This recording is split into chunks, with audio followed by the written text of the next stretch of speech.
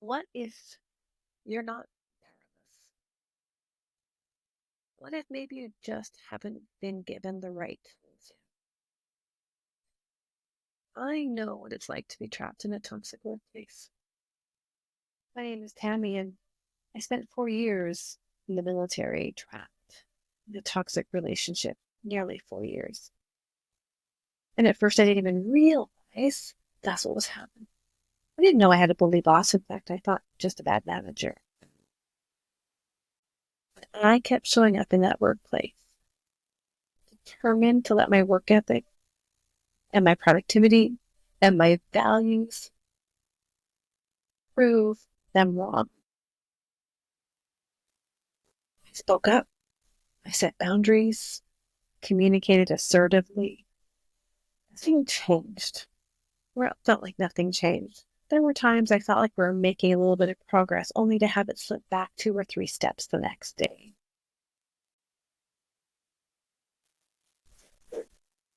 And in all of that, I just wanted to prove my worth, which before this boss, I never had to prove. Just to set the stage, right? Before this new boss, I was advancing ahead of peers. I was on the fast track to promotion. And all of a sudden, it all came to a screeching halt. Screeching halt with a supervisory shift. I had faith in my abilities. I thought I could handle it. I thought I'd be able to change how they saw me, but I couldn't. And in my gut, I knew there had to be tools out there to help support me, but I just didn't know where. I couldn't access them. And all the resources available to me just ended up being another closed door after closed door after closed door. It was probably the most frustrating time of my life. Even in that frustration, I continued to show up at work because I was determined to not let them win. And when they didn't change how they saw me, and when they continued to give me feedback that somehow I became the scum on the bottom of their shoe, my anxiety started to grow. I'd never had anxiety before, but almost 40 years old, I'm starting to have anxiety. And that anxiety turned into behaviors of scanning parking lots for cars, listening through stairwells for people, scuttling off to my office to isolate myself away from everybody, and withdrawing, not trusting anybody, because I didn't know they were going back to her. And I continued to show up. And when I realized she wasn't just a bad boss, but that she was a bully, I thought that was what I was missing the whole time. I now know. So I will just continue to do the exact same thing I've always done. Didn't get any new results. In fact, my anxiety turned into panic. My panic turned into agoraphobia. And nobody stepped in. It did not matter how many people I talked to. And there were a lot. A lot of people stayed in the shadows saying they were also struggling.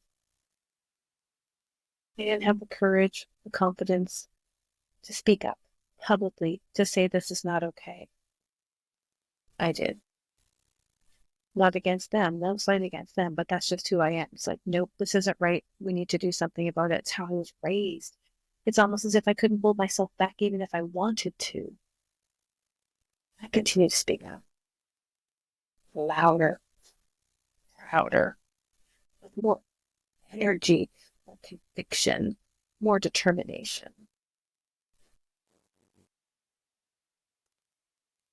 Things just got worse. I likely became the thing she was saying that I was by trying to change how they saw me, insist that they could see me for my good ethics, insist that they see my work, insist that they see my intentions and my good heart and the fact that I am fully in. It didn't work.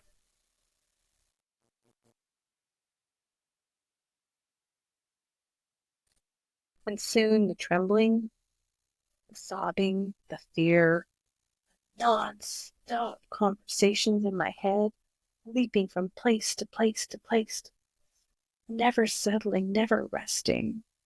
The insanity of it all. Eventually my body just says, we cannot go through this any. My body failed me long before my spirit was ready to fail.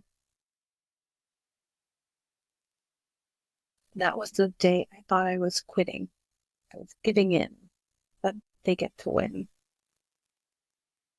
Now I know differently. That was actually the day that my life changed because I stopped looking to change them or seeing them to see something.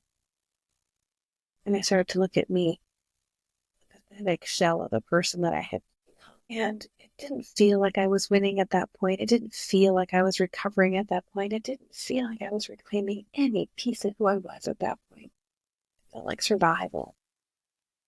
So hard. It was fucking hard. I felt like I didn't want to do it. Resisted it. I pushed myself through it. And slowly things started to change. Only now looking back that I see that that was actually the waving of the white flag. I see that actually as very pivotal. And since that time, I've learned a lot. I've learned to focus on what I can control and what I cannot. And that is huge. I also learned a lot of powerful communication techniques because I went on to teach communication skills, and it was aha moment after aha moment and strategy and such good things that saved my marriage in the process as well. Studied workplace bullying so I could learn all the nuances that I had missed, not just from a target's perspective, but a leadership role and responsibilities and organizational impact. I learned it so deeply so I could help others learn to identify it, recognize it, intervene before it gets to be too bad. And then I began to put all those pieces together, the experience of it all, the failure of it, the communication skills, and the insights through the research, started to help people and help them navigate really hard ethical issues in their relationships. Great success. I want to do that for you too. I started this by saying, what if you're not powerless? You just haven't been given the right tools yet. That's how I felt when I was going through it. I was looking for the tools, and I want to share them with you, and I want to help you with your situation. It's why I created Wounded Wings. This is a membership. It's a community for targets of workplace bullying to come together, to heal, to feel seen, to feel fucking validated. Oh my God. If all I give you in this group is validation that your experience is real, that your feelings are normal, that you can trust your intuition, I can't tell you how good that feels just to be validated in the experience, but it is more than that. We're going to debunk some of the myths. We're going to really get clear on what workplace bullying is and is not, how to identify these things early, even if you're in your journey right now, so that you don't have to waste the years that I wasted. And there's a lot of lost time.